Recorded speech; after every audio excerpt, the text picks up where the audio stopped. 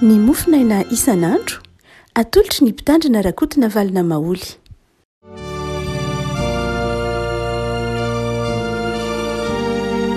Fahamiraba antsika dia afaka malala satria ity zoma faharoapolo ny volana mety ny mofinaina voalahatra ho antsika anio dia ny bokin'ny Exodosy toko fahadimy amby telopolo. Exodosy toko fahadimy amby telopolo ny andininy fa telopolo ka hatramin'ny andininy fa dimy amby telopolo. Aminaran'i Jesosy. Ary hoy Mosesy tamin'ny zanak'Israely: indro efa notonon'i Jehovah anarana Bezalila zanak-Uri, zanak-Ora avy amin'ny firenen'i Joda, ka efa nofenon'ny fanahin'Andriamanitra dia fahendrena sy fahirantan-tsaina sy fahalalana ny amin'ny taozavatra samihafa, dia ny amoron-tsaina hanao asa kanto sy ny asa volamena sy volafotsy ary varahana, ary ny amboatra vato alatsaka an-tranotranony sy ny andrafitra azo anaovan'izay asa kanto samihafa rehetra. Ary ny fahaizana ampianatra koa dia efa nataon'Andriamanitra taopony dia izy sy Oliaba zanaka Samaka avy amin'ny fireneny Dana. Ary efa nofenon'ny fahendrena izy ireo lahy hanaovany taozavatra samihafa, dia ny an'ny mpiasa tefy sy rafitra, ny an'ny mpanenina mahay tenina samihafa soratra, dia ny amin'ny manga sy ny volomparasy sy mena, ary ny amin'ny longony fotsy madinika, ary ny amin'ny mpanenina, dia ny mpanao asa samihafa sy mpamorona asa kanto. Ray masino manamasinana amin'ny fahamarinana, teninao ny fahamarinana. Amen. Ry havana, ity mofinaina voalahatra ao anio antsika ity ny Exodosy toko dimy amby telopolo dia miresaka momba ny fanorenana ny tabernakely. Tabernakely izay maneho ny fahamasinan'Andriamanitra eo afovoan'ny zanak'Israely. Raha toa ka mijery ny andinin'ny fahatelopolo ka hatramin'ny fahadimy amby telopolo sika dia mikasika mpanao asa tanana anankiroa izy mirahalahy zany dia i Bezalila sy Oliaba. I Bezalila izay avy amin'ny fokon'ny Joda moa fantatsika. Ny hevitra teny hoe Bezalila dia eo ambany fahasoavan'Andriamanitra na eo ambany fiarovan'Andriamanitra. Ny hoe Oliaba kosa dia tranolain'ny dada, zay no heviny, tranolain'ny rainy na tranolain'ny ray. Zay anarana tsy dia mety ho mahazatra loatra saingy mitory fijoana vavolombelona na mitory fanambarana fa tsy adino akory ny atao hoe taranaka dia tena zava-dehibe. Ny taranaka dia maneho fitohizan'ny ray aman-dreny, fiainan'ny ray aman-dreny ao amin'ny taranaka. Dia eo ary havako ampianarina andininy fahatelopolo tsika hatramin'ny fahadimy amby telopolo mikasika ny asa kanto. Ny mpino sy ny asany. Ny mpino sy ny asany andavanandro. Famerimberintsika mihitsy eto amin'ny mofinaina ry havana fa ny hoe ny asa dia fanoloran-tena amin'ny mpino. Ny asa dia antson'Andriamanitra. Ny asa dia tsy zioga akory. Ny asa tsy hoe natao hameloma-tena ihany, zay io, fa ny asa indrindrindrindra dia fanompoana an'Andriamanitra. Ny asa dia avy amin'Andriamanitra. Fa misy endrika hafa ary afaka malala asehony antsoina hoe asa amin'ity Exodosy toko fahadimy amby telopolo ity.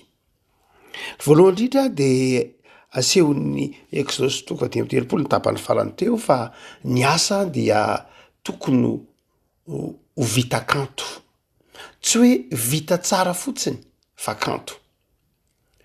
Ny atao hoe art amin'ny teny frantsay hoe art, tsy teny frantsay, tsy nindrana ny teny frantsay fa ars izy amin'ny teny latina.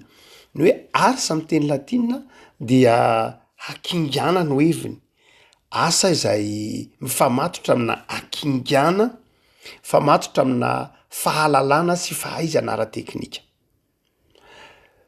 Raha miteny zany hoe asa tany sika dia asa tokoa zay. Fa rehefa arahinao fahakingana manokana zay ary arahanao isendrika kanto dia lasa tonga art izy. Ny atao hoe art zay kanto zany dia tsy zavatra tokony ho mandeho azy akory. Raha toa ka miteny zany bokyny Exodosy eto miresaka momba ny atao hoe asa, dia tsy ampy ny hoe fanatanterahana le asa amin'ny fitiavana, fanatanterahana le asa amin'ny joto, fa tena fikendrena ilay asa ho kanto mihitsy. Ary izay zava-kanto izay dia tsy efa ny saina maha olombelona fa avy amin'Andriamanitra. Ny raha ohatra ka matsiarotsika tany amin'ny kilasy am'izao fa nde totsika tany amin'ny teny minalina, dia miresaka momba ny ara na ny filozofia ny ara. Isika tamin'ny fotoan'andro fo nianatra momba ny Hegel sy ny namany, dia nianatra momba ny filozofia ny ara. Dia mahatsiaro manokana fa ny ara teo amin'ny fisainan'ny olombelona dia isan'ny mampametra-panontaniana ny hoe oviana niditra ny atao hoe ara teo amin'ny tantara amin'ny fiainan'ny olombelona.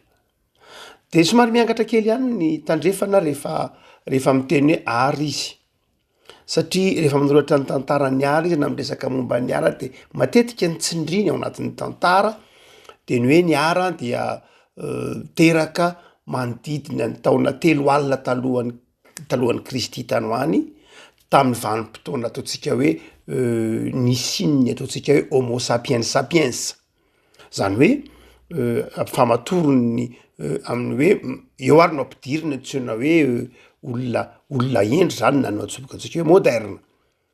Dia tsy afa-tsy akory fa rehefa tonga tany Afrika reo mpifindra monina atatia tonga tany Eropa reo mpifindra monina avy aty Afrika, de nonina tamin'ny lozoka na tamin'ny zoy tany Eropa, de nahitana ny sary isan-karazany mbola hitako ty mandraky ty ndra mbola voatahiry, de teo no nanomboka ozy ny totsika hoe homme moderne na marina kokoa homo sapiens sapiens zay no lazany azy, de teo no nanomboka ny ara. Marina ihany zany amin'ny fomba fitantarany azy fa te hiteny izy manao hoe ny mpanoratra ny tantara tandrefana de manao hoe ny tena nanomboka ny ara sy ny fivelaran'ny maha olona feno dia nanomboka taty Eropa.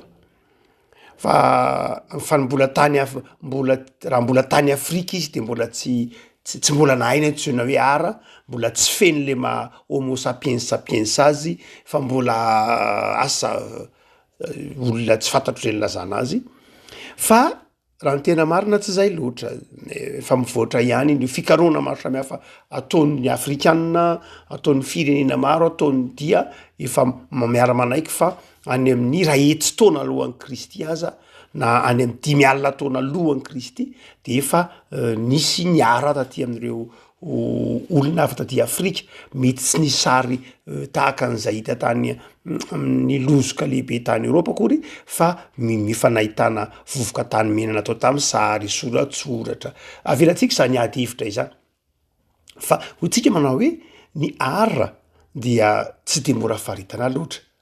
Fa eto nefany dia miresaka ara mihitsy ny tenin'Andriamanitra eto.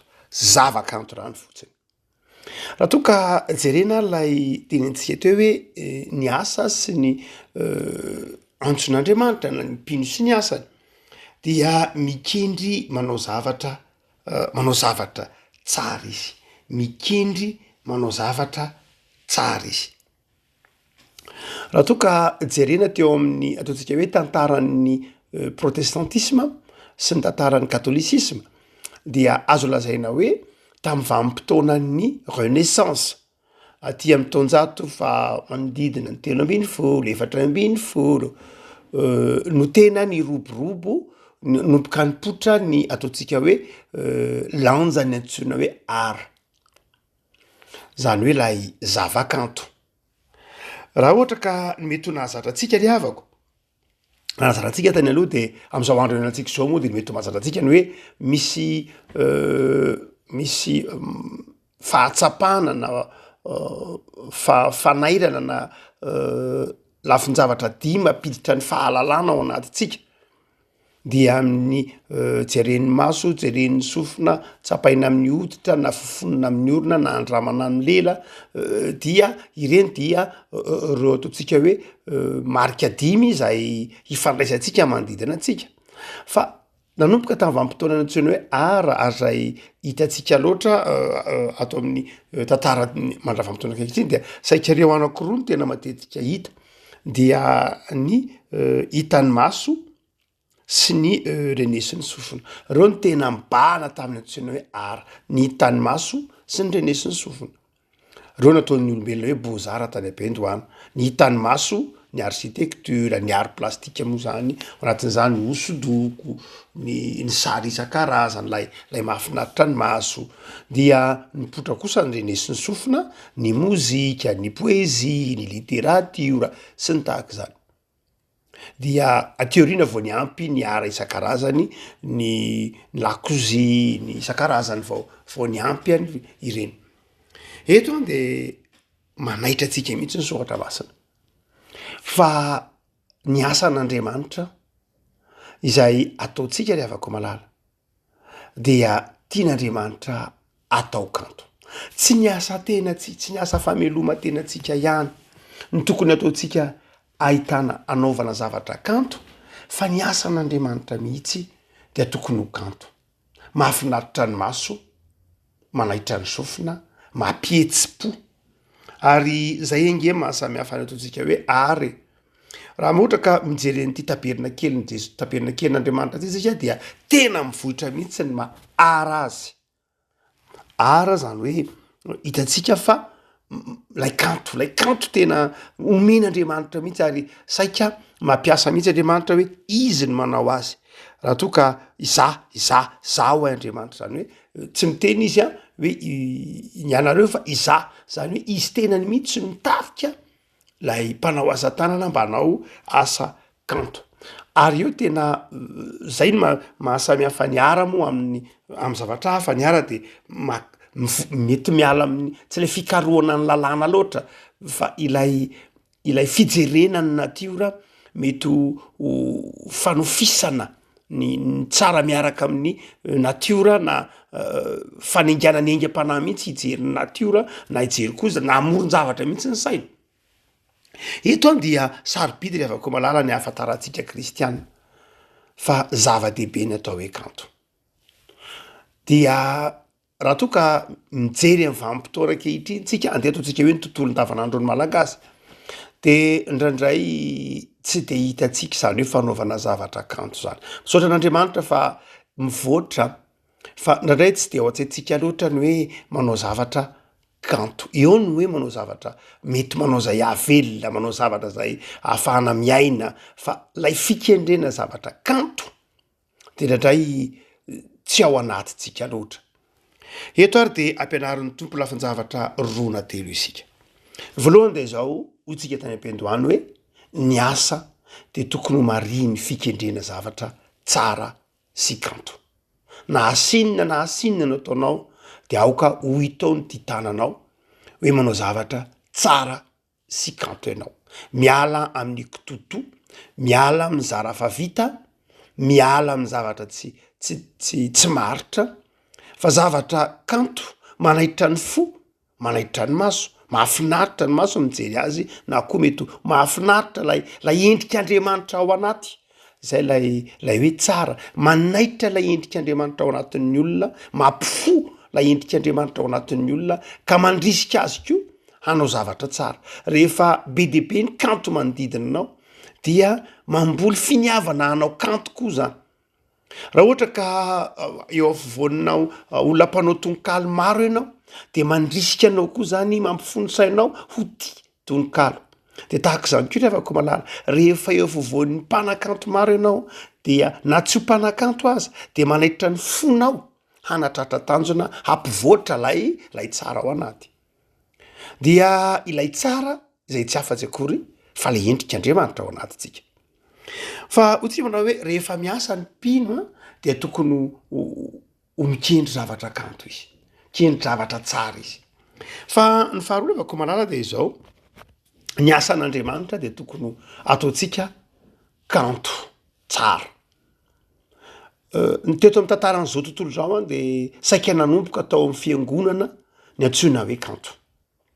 Zany ry havako malala de tsy tao anatin'ny antsoin'ny fiangonana natao hoe kanto. na raha ohatra ka somary manitatra kely dia tao anatin'ny tontolo mpivavahana ny nanompoka ny atao hoe kanto.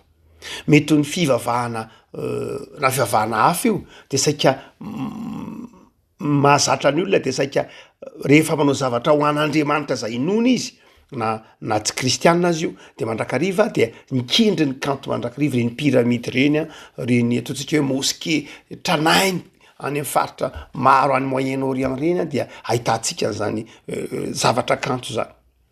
Maika moa fa ny fivavahana kristianina dia ahitantsika hoe rehefa manao zavatra maritrano fiangonana sy ny tahaka izany nandritra ny vanim-potoanany ataontsika hoe nanomboka aty amin'ny renaissance mandraka ankehitriny dia saika zavatra kanto sy tsara. Dia tokony fantatry ny kristianina revako malala zany fa zava-dehibe ny hoe manao zavatra tsara ho an'Andriamanitra. Tsy voatery ho be haingokaingony ny atao hoe tsara na kanto, tsy voatery hoe be zavatra marevaka no atao hoe kanto na tsara, fa zavatra izay manaitra ny fo, mampihetsi-po ary misy dikany sy misy heviny, miteny miresaka ny ataontsika hoe ny la aty fanahin'ny olona na le endrik'olombelona na endrik'Andriamanitra ao anatin'ny olona. Koa rehefa ohatra ianao zany ka ataovy hoe amina zavatra tsotra ho an'Andriamanitra mety na ataovy hoe niendriky mandraova hoe mandrafitra dabilio-piangonana fotsiny ianao de tokony fantatra hoe tokony ho zavatra vita tsara, na ataovy hoe ny varavaram-piangonana, ataovy hoe ny pilipitra-piangonana, ataovy hoe ny zavatra ho ataonao an'Andriamanitra de zao tokony ahitanao zay ara izay hoe hita hoe miavaka kanto manaitra mate hideran'Andriamanitra. Mate hisaotra an'Andriamanitra. Rehefa azontsika rehavako malala ny atao hoe fahatsarana de eto ary de ampianariny bokyny Exodosy isika. De zao ny fanaovana zavatra tsara de asan'ny fanahin'Andriamanitra. Na ny marimarina kokoa raha itsy ny fanahin'Andriamanitra rehefa miasa ao anatintsika, miasa manao zavatra ao an'Andriamanitra isika de zao ataon'ny tompo mikendry zavatra tsara. Ny fanahy masina zany dia fanahy ny fahendrena, fanahy ny fikendrena zavatra anao tsara, fanahy ny zavakanto, fanahy ny mpanao asa, fanahy ny famoronana. Zay mihitsy no azo ilazana azy. Ny fanahy masina rehefa atao anatintsika dia mahatonga antsika manana fijery vaovao, manana toe-tsaina innovant nareo miteny frantsay, zany hoe manana toe-tsaina afaka mamorona zavatra vaovao. Zavatra vaovao zay mifanaraka amin'ny sitrapon'Andriamanitra koa anefa zavatra vaovao zay mifanaraka amin'ny fahatsaran'Andriamanitra. Rehavako malala, engany rehavako malala ho tsapatsika ary fa io fanahy masina ao anatintsika io de tsy fanahin'ny fanaovana kitoto, na ifanahin'ny fanaovana tsirambina, na fanahin'ny fanaovana andrasondraso, fa ny fanahy masina rehefa atao anatintsika de fanahy manitsika antsika, zay mahatonga azy hoe hery, notononona hoe hery azo hery anareo, fanahy mahatonga antsika manana toe-tsaina amoron-javatra, amorona zavatra tsara, hikaroka zavatra tsara, kanto, mahafinaritra, manome voninahitra an'Andriamanitra. Dia hotsika manao hoe ny fanahy masina zay tonga anatonantsika diny vaika amin'ny telopolo koa dia nofenoa ny fanahin'Andriamanitra sy fahendrena, fahiratan-tsaina, fahalalana amin'ny fanaovatao zavatra samihafa. Rehavako malala engany ho isika rehefa manao ny asan'Andriamanitra de mba hanao zany, hanao zavatra tsara amin'Andriamanitra. Fa ny faharoa amin'izay ataontsika de ataontsika tsara. Ary raha toa ka tsy manana zany toe-tsay zany tsika de andeha hangataka amin'Andriamanitra amin'ny alalan'ny fanahy masina. Fa ny fanahy masin'Andriamanitra no mitarika ny fiangonana hanatratra izany tanjon'ny fahatsarana sy mahafinaritra an'Andriamanitra izany. Fa mbola mampianattsika ny bokin'ny Exodosy rehavako malala. Ny bokin'ny Exodosy zany de mampianatra antsika koa manofana ny mpandimby antsika. Zay dikany teny hoe 5:7 ary ny fahaizana ampianatra koa de efa nataon'Andriamanitra tao ambony. Izany hoe nisy olona anankiroa zany tetiny men'Andriamanitra fanomezam-pahasoavana mahagaga dia i Bezalila sy Oliaba. Tena mahagaga. Raha mijery ny Exodosy manontosika de mahita zavatra isan-karazany zay tsy tapesipesena ary mandrakitiny androana de mbola misy ohatra ny fanaovanjiro volamena fitorantsana izay nataony Bezalila sy ny namany ireo dia misy zavatra tsy mbola voazava ny sain'ny olombelona hatramin'izao. No ny asan'ny fanahy masina. fa ilaina kory afaka malala ny fahaiza mampianatra tsy hoe rehefa mahay ianao de mahay ho an'ny tenanao ihany fa ilaina koa ny mampianatra ny hafa ny mizara de eto a ny fanomeza-pahasoavana omen'andriamanitra de zao mahatonga anao izara na aibe zany nanatsaina endry kinga nanana toetsaina hoe mamoron-javatra tsara i bezalila sy oly aby ary namany fa izao nasain'ny tompona mpianatra koa izy tsisy heviny raha ianao rery mahay na olona roa ny mahay de ny firenena donendrina daholo tsy mahay sanatria na ny hafa mitazapotsiny fa ny fanahy ny fahaiza mampianatra koa de tena omen'andriamanitra mba hahatonga itoy le fahatsarana mba tsy hoe rehefa tsy otsony izy ro lahy de lasa ny ratsy daholo indray le asa fa tena ny men'andriamanitra fahaiza mampianatra re avako malala betsaka ny olona mahay fa izao vitsy ny olona manana finiavana ampita ny fahaizany amin'ny taranaka amin'ny fandimby ndraindray moa de hoentin'ny maty a ndraindray de hoentin'ny maty andraindray raha feniny mihitsy ilay zavatra ilay tsy ambaratelo re avako malala tsisy heviny raha ohatra ka hoe zavatra fanomeza-pahasoavana avy amin'ny fanamasina no menanao fahaiza manao faharany hitan-tsaina nefa tsy izarainao amin'ny hafa tsy ampianarinao de izao very zany ny zava-dehibe de hotsika manao hoe ny fanamasina rehefa manome zavatra atsika de zavatra tokony ho zaraintsika zay no heviny zay mahafanomeza-pahasoavana azy rehefa nomen'andriamanitra fahaizana izy reo lahy de nomen'andriamanitra azy koa ny fahaiza mampianatra mba hizary zany ile afaka malala eto Madagasikara tsika de mila an'zany tamin'ny vanim-potoana nidiran'ny filazantsara teto Madagasikara dena sekoly no nanomboan'ny fiangonana nampianatra ny torony filazantsara aty amin'ny taona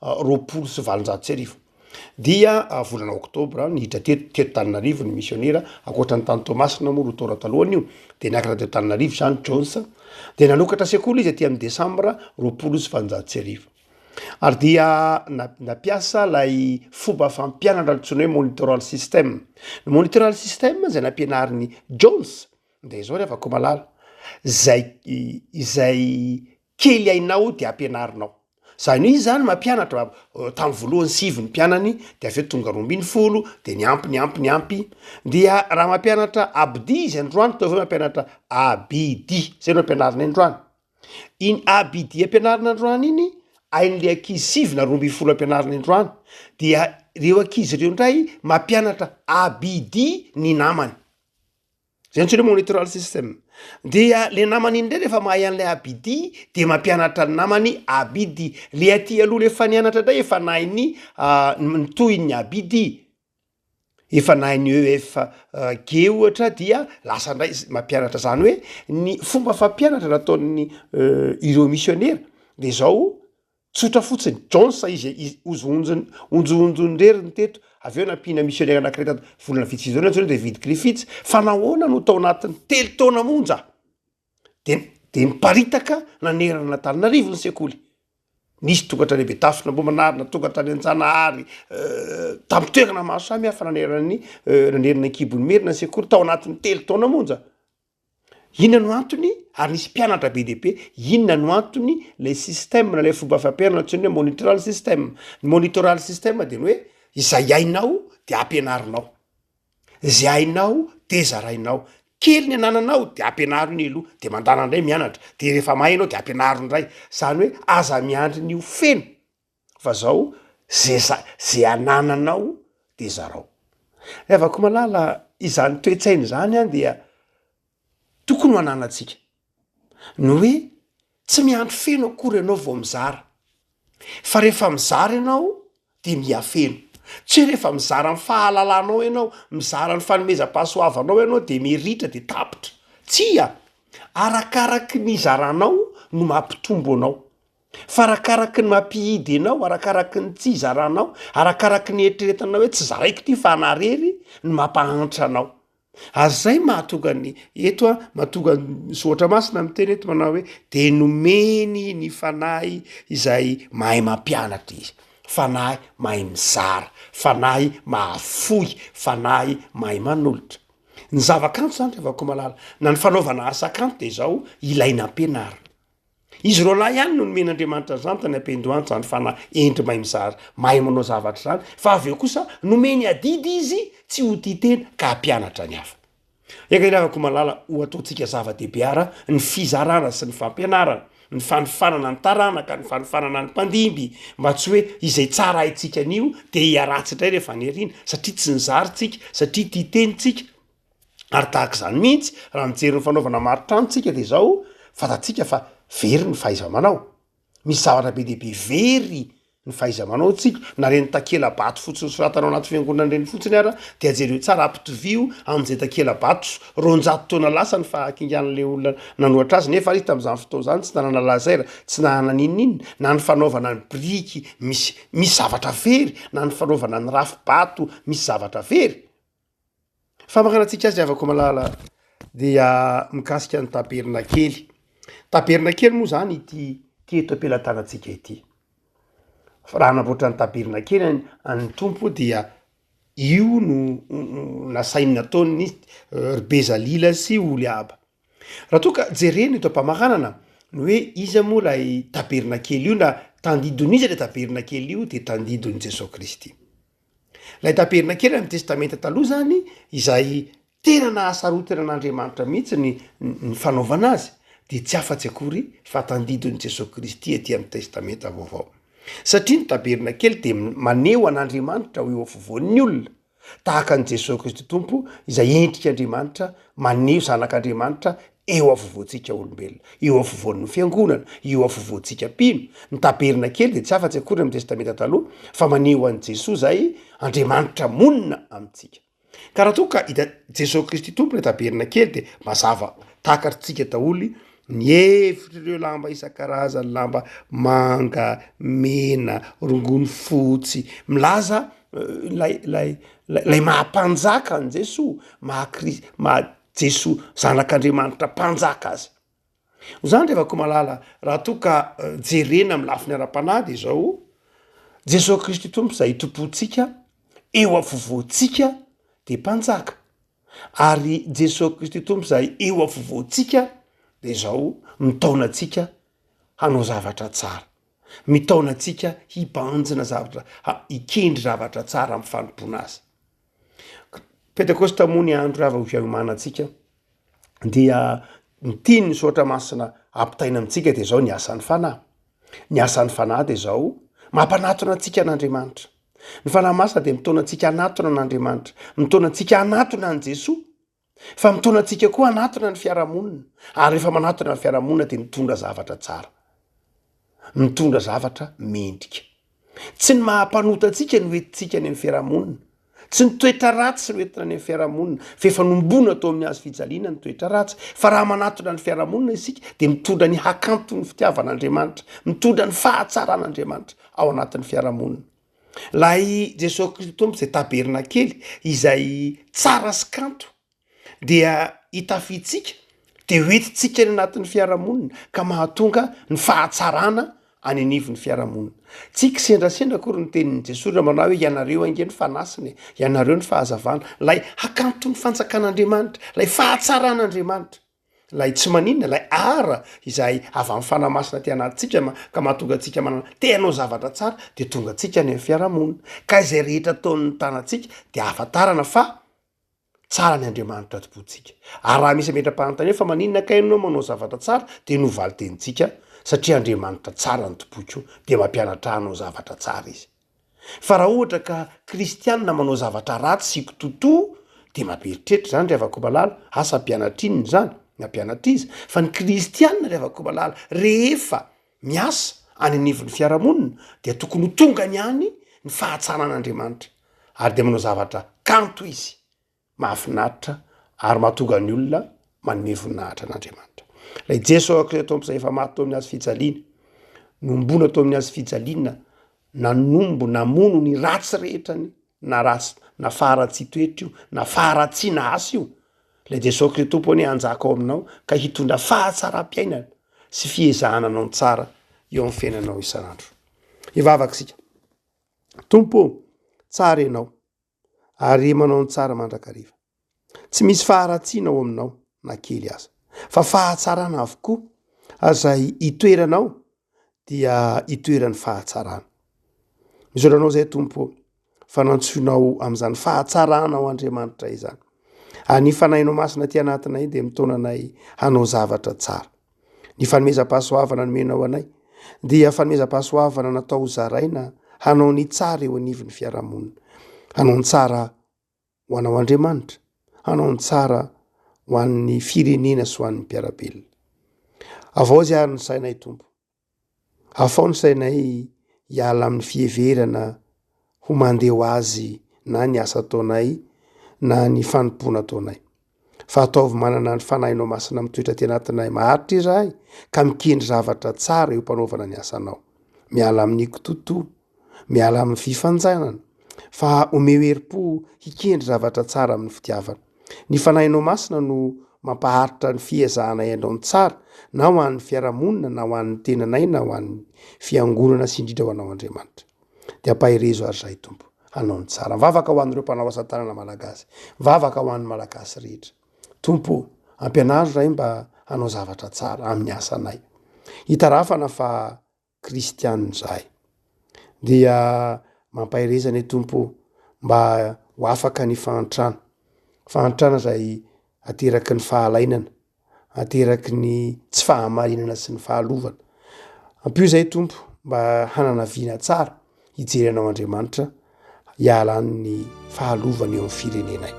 Mampahirezana tokantrano tsirairay ianao Jesoa, aoka anjako amin'izy ireo ny fiadananao sy ny fanambinanao. De jereo ny taranakay, atao fitaranakay endry, mahatoky anao Andriamanitra. Anaranao Jesoa. Amen.